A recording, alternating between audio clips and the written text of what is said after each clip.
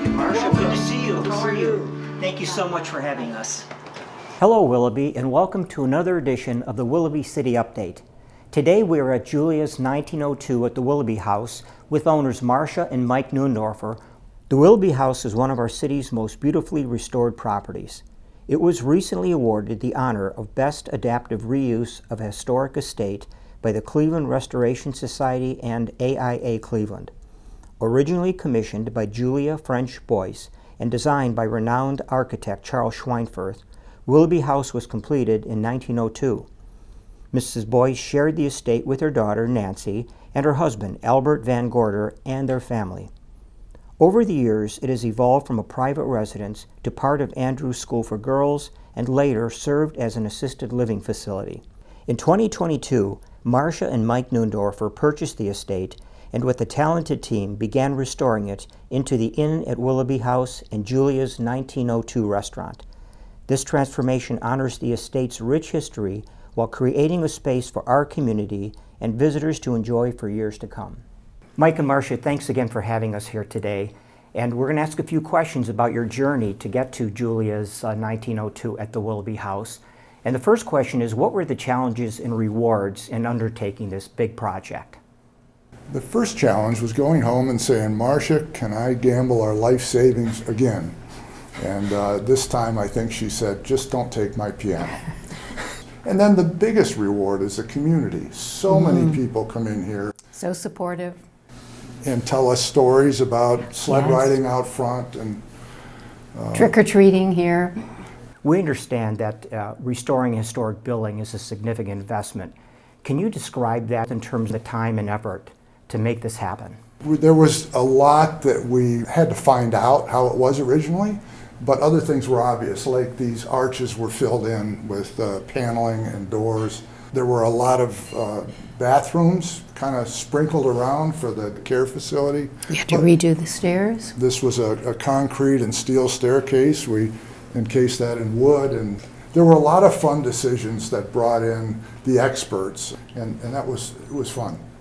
Mike and Marcia, in 2023, there was an NPR segment about you and your creative approach to how you work with your employees. In that case, it was with ARV, your luxury motor coach manufacturing group. But now today, you're starting something new with Julia's 1902 in terms of your tipping policy. Can you explain that in a little bit more detail? Teams are the most important thing we can create, and if we look at the structural environment that creates a team and how a team interacts, sometimes things get in the way. And one thing in looking at restaurant operation, which I knew nothing about, it seemed that internal competition inhibited the highest level of hospitality. It's about being part of the team and part of the people that make things happen. Here at Julia's, we have a non-tipping policy. It's high risk, but I am so pleased with the lack of turnover, with the people that appreciate a salary and a living wage.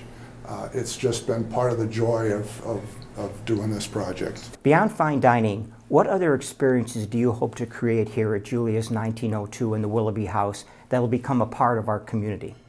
It is such a joy to work with Jose, who creates fresh, interesting, wonderfully tasting food every night.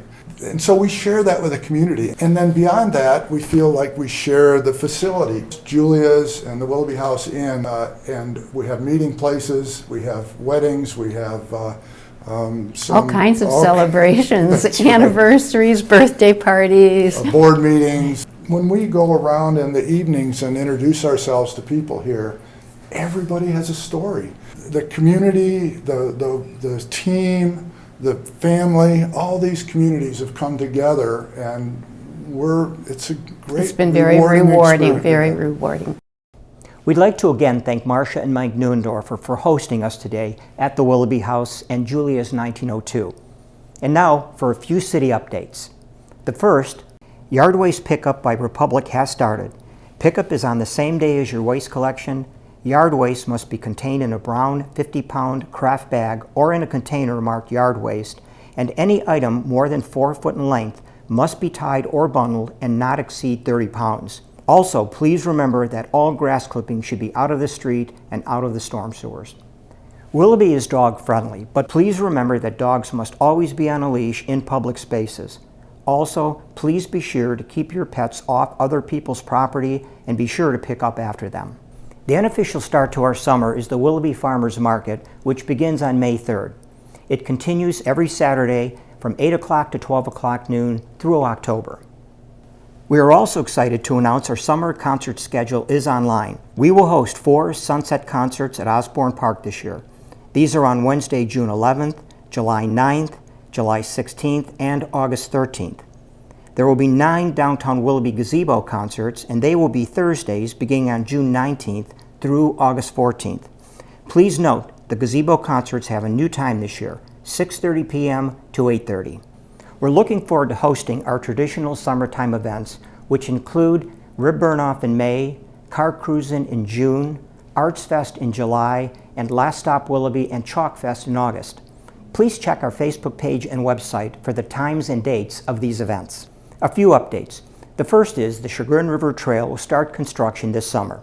We have recently executed our agreements with the design builder Biohabitats, and the initial phase work will include removal of invasive species and the decommissioning of the former nursery on that site. Also, we're pleased to announce that we recently signed our agreement with Infinity Construction to begin the renovations and additions for our new police station. Please check our website and Facebook page for updates on these important projects. Over the years, we've heard concerns about traffic along Lost Nation Road. We're happy to announce that we've applied for a federal grant to create a roundabout that will connect Hudson Road to Willoughby Parkway. This will provide safer access to our fire station number 2, as well as traffic calming along this corridor. We're hopeful to hear of our success of this grant in fall. And 2 new business openings in our city.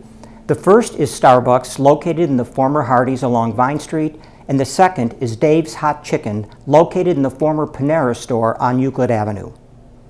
We're looking forward to seeing everyone this summer at all our events throughout our city.